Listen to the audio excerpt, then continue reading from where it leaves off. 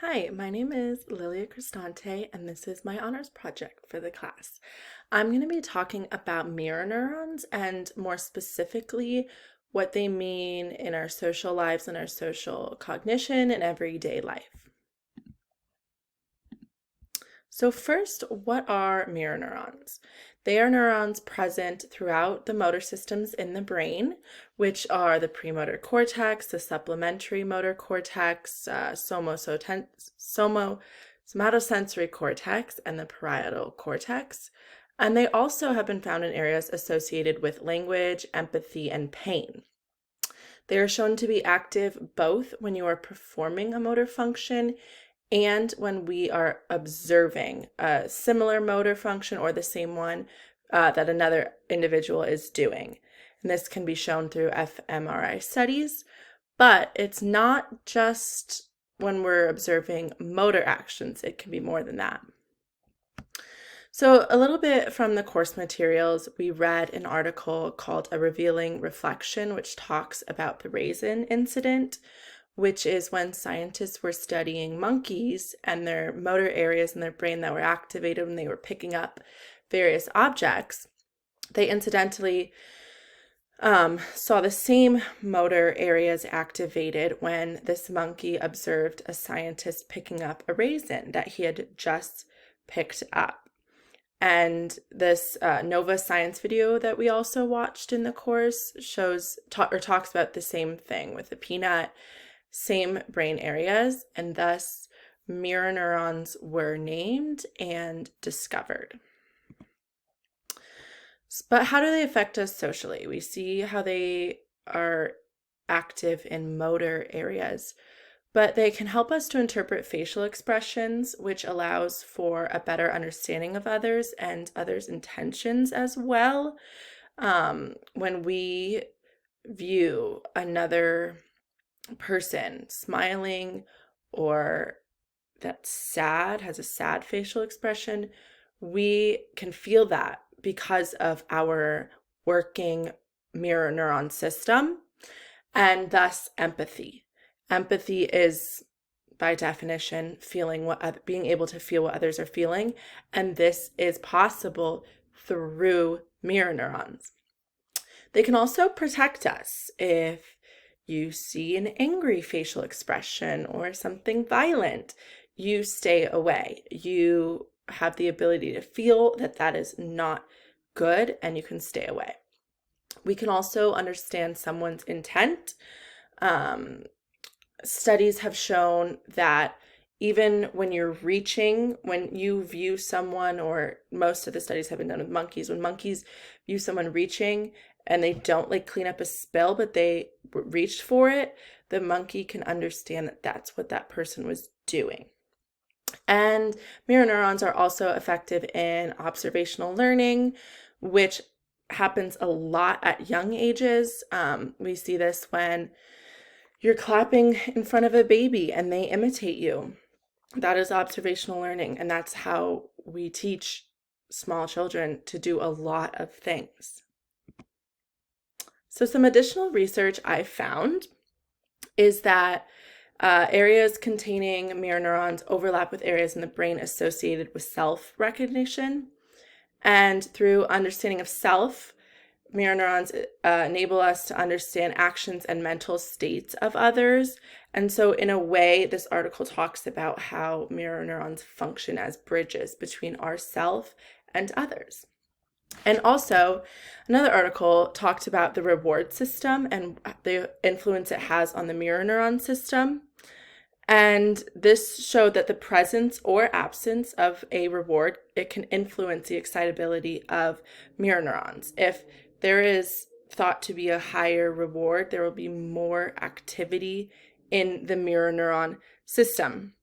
Also, spontaneous mimicry of facial expressions is enhanced when that facial expression is associated with a reward. Like a smile is associated with a higher reward. So that spontaneous mimicry will happen faster. It will be enhanced.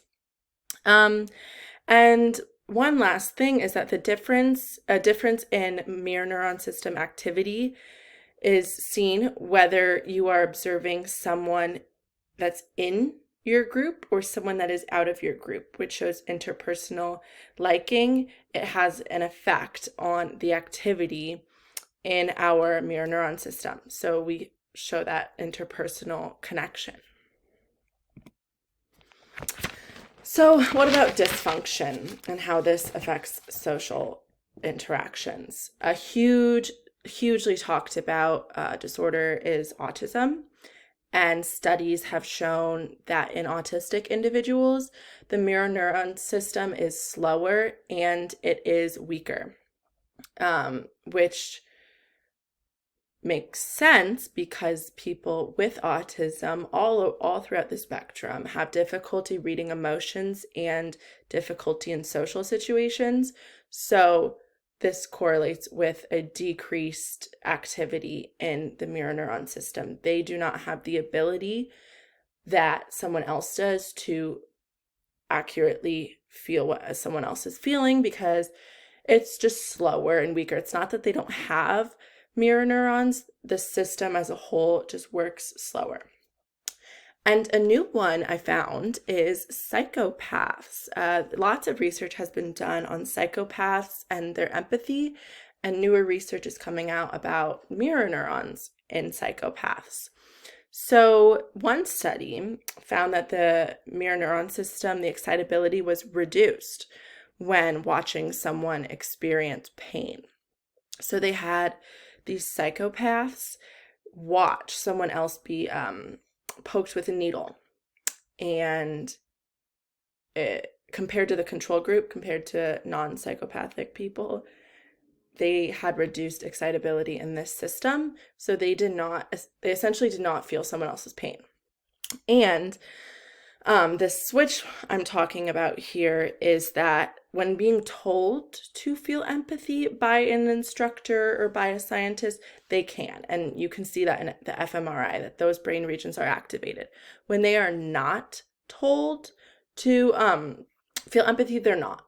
So by default, this empathy is deactivated in psychopaths, but they can switch it and fake it, or however you want to call that, to pretend to be empathetic. So here's some fun examples just so you can see when you smile, I smile. That's a commonly heard phrase, and that is because of mirror neurons. Also, if you're watching a basketball game or a sporting game and you flinch when you see a player twist their ankle or get hurt in any way, that is a mirror neuron. Your mirror neuron system is working. Yawning is in fact contagious because of our mirror neurons. And laughter is also something that can be contagious because of mirror neurons. Cool. So how can we use this information about mirror neurons? When you are in a position of power, like a teacher, a professor, it is very important that you prioritize optimism and happiness, because this can actually have a bigger effect than you think it can on your students. Also encourage working in groups. This just gets more social interaction, more mirror neurons firing in a social setting, and it can be really beneficial, especially for younger children. And using imitation when teaching new things instead of words on a screen, showing someone how to do something, again, especially with younger children, this can be very beneficial because of mirror neurons. And as always, surround yourself with happy, positive people. I know we hear this a lot, but it is backed by science and it is backed by neuroscience. And here are the references I used outside of the course material. Thank you.